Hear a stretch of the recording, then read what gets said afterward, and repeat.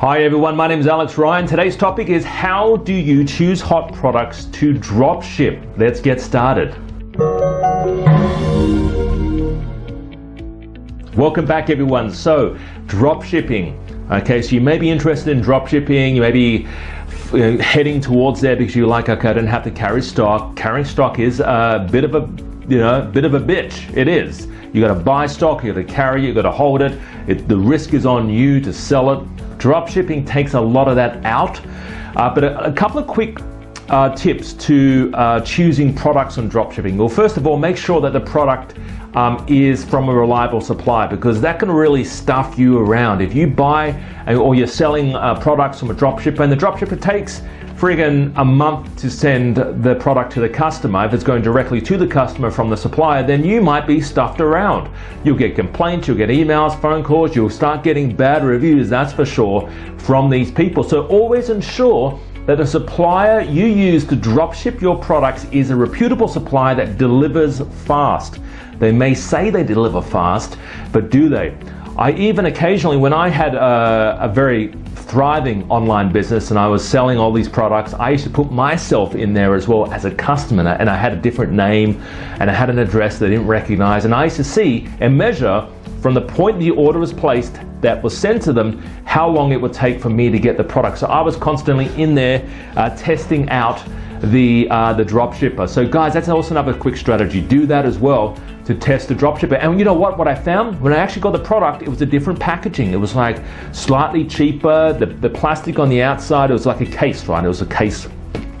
And the plastic was a little bit flimsier. They were using a different printing material. The cardboard was differently printed. And I was like, I called them up and I'm like, hey guys, you know, what's going on here? You got different materials here from the original sample I sent you. And they're like, oh yeah, we had to do this, we had to do that. And it was just like excuses, you know. So I ended up finding another supplier for that. So, you know, there's advantages to putting yourself in there as a test customer.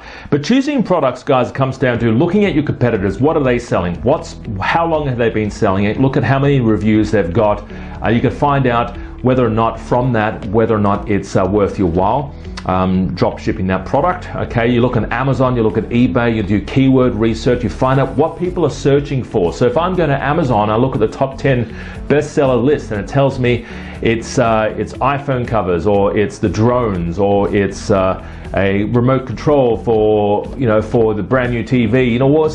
You can look at that and say, well, okay, that's great. Well, Amazon is actually telling me what people are buying on their products, what the bestseller lists are. If you're in a specific industry, for example, footwear or clothing or things like that, go to the industry on Amazon or on eBay and look at the top sellers and actually see what they're selling, how many reviews they're getting, what are their customers saying about the products, what are they buying. Do your research that way, because it's a really quick way of doing research and finding out whether or not to drop ship that product. And choose your supplier well, guys. Like I said, it doesn't always come down to price. It comes down to how well they ship the product, whether it's a reputable company, whether the products are actually good.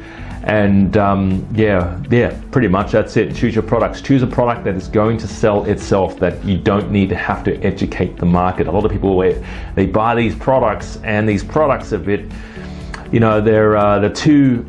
For example, I had a client a couple of years ago. He was importing these like TVs, these new TVs, like the 3D TVs came out.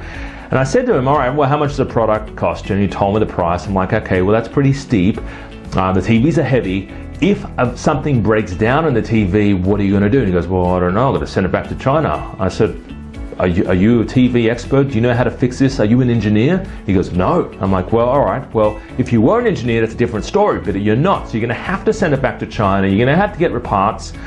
They're going to probably just send you the parts. Do you know how to put it in? No, you don't. So you got to hire someone to do that. So there's always additional cost to selling something he doesn't really understand. It was a hot product by sure. People were making a fortune selling these TVs, but he didn't, they knew how to fix it. They had whole departments fixing these TVs, whereas he had no idea on this product. So guys, choose a product that if something went wrong, it won't cost a lot to fix.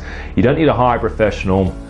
And if you do need to send it back to China, then if it's lightweight, that helps as well, because shipping costs will be cheaper. But choose a product that doesn't, like if you buy or import nails, right?